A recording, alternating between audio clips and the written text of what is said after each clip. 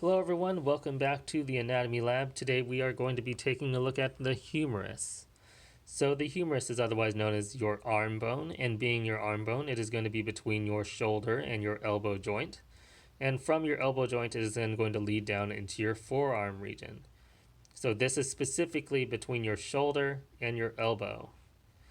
Now, as you look at the humerus, you may have noticed that it's a pretty kind of simple looking bone without very major characteristics that kind of are very unique or otherwise. But what we'll see is that on the humerus, there are specific landmarks that you need to be able to identify. And furthermore, those landmarks will help you with orienting yourself to the humerus so that you can determine like anterior and posterior, medial and lateral, proximal and distal, as well as left and right.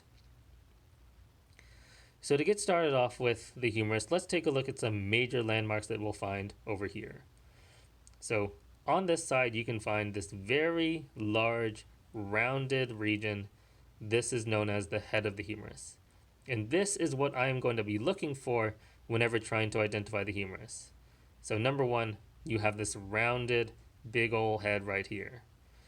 Now, the head of the humerus, though, this rounded ball end is actually going to be familiar or similar to another bone, the femur. But its major difference is that it is going to have an anatomical head an anatomical neck or a neck region that is going to be attaching the head very closely to the proximal end of the humerus. So if you can see that the head of the humerus is essentially on or making up the proximal epiphysis, this is a humerus. The femur, on the other hand, is going to have a longer neck that is then going to have the head of the humerus attached to it. So if you can find the head of the humerus directly on this head, this ball end on the proximal side, this is the humerus.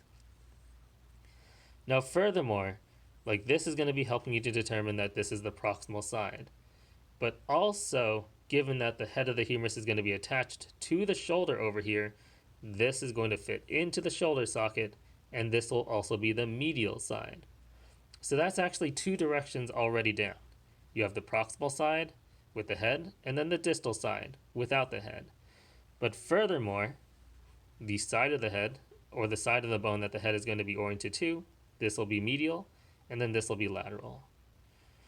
Now, besides the head of the humerus, there are also some other landmarks that you should be able to identify as well, such as these large bumps here.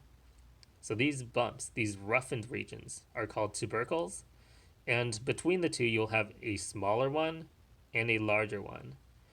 So the smaller one is going to be called the lesser tubercle, while the larger one will be called the greater tubercle. So between the two, the lesser is smaller, the greater is larger, but also it's not just their size, but their location and orientation to the bone as well. So we already know that this would be the medial side with the head of the humerus. But this, with the greater tubercle, you can also identify this as the lateral side because of this landmark. But the question here, like that is a little bit more important, is what side is the lesser tubercle on? So we have medial and lateral, proximal and distal, but is this the front or the back of the bone? So this lesser tubercle is going to be helping you to indicate that this is the anterior side of the bone. So anterior, meaning that this side without the lesser tubercle is going to be posterior. We now can completely orient ourselves to all of the landmarks as well as like the left and right sides of, or the left and right sides of the body. So lesser tubercle, greater tubercle, head of the humerus, neck of the humerus, but also there's one more thing that we can see here, which is essentially this groove between the two tubercles. So this groove between the two tubercles, this is otherwise known as the intertubercular sulcus. So if you know what the prefix inter means, this is going to mean between between the tubercles, and this is going to be the groove between there. So intertubercular groove or intertubercular sulcus. So you'll also find this on the anterior side along with the lesser tubercle. Now moving along the diaphysis of the bone, we'll see that you have at least one landmark here. You can feel that there's a little bit of difference in this region in particular. This is going to be called the deltoid tuberosity. So on the lateral side of this bone, this is going to be the deltoid tuberosity. And if you know what the deltoid muscle is, it is going to be where the deltoid or the shoulder cap is going to be attached to this bone.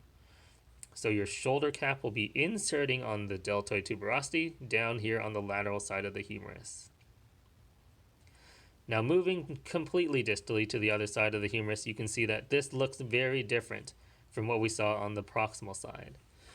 The distal side is going to be a lot kind of more specific as well as trickier than the proximal side. But once again, the orientation of our bone is going to be helping us to indicate what is what. So we have medial and lateral. That is going to help us with indicating that this would be also medial and then this would also be lateral. And that is going to be where we start with these two large kind of bumps on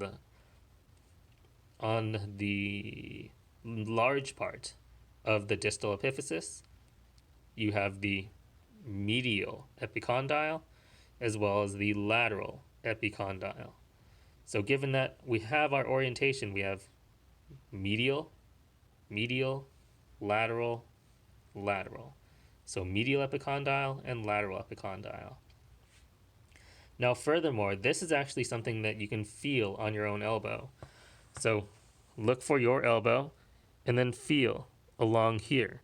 You can feel this large bump at the like to the medial side of your elbow. This is your medial epicondyle. So try to find that on yourself and you should feel this large bump. And anything that you can find on yourself is going to be a good thing to relate these structures to, because like this is human anatomy. You should find these structures on your body, at least if superficial. So don't go digging too deep, but you should definitely be able to find the medial epicondyle. Now furthermore, you also have a couple of other major landmarks sticking out here. You have this rounded region as well as this kind of hourglass region. This hourglass region is going to be called the trochlea, and then laterally you're going to find you have this large rounded region called the capitulum. These two regions of the bone are going to be articulating or connecting with the forearm bones, the radius and the ulna, laterally and medially respectively. So the trochlea is going to be this hook-like structure with this groove in the middle, and it is going to allow the ulna to articulate with it. The capitulum will be this rounded region here, which will allow the head of the humerus to articulate with it. Now, besides these two major landmarks, you'll also find these two depressions, both on the front of the bone as well as on the back of the bone. So on the front of the bone, this is going to be called the coronoid fossa.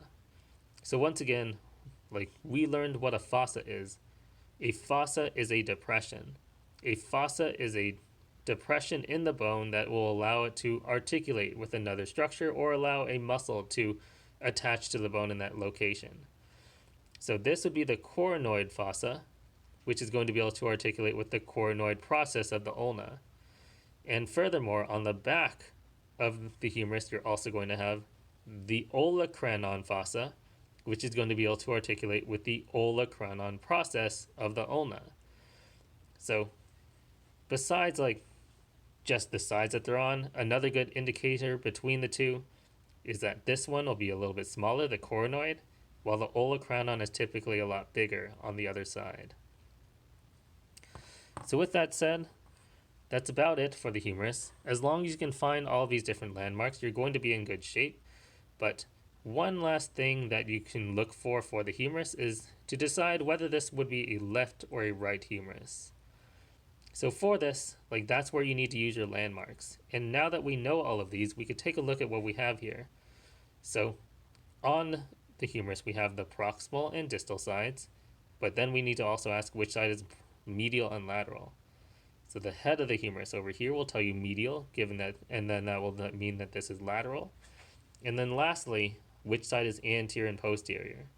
So this will be anterior with the lesser tubercle, and this will be posterior without a lesser tubercle or with an olecranon fossa.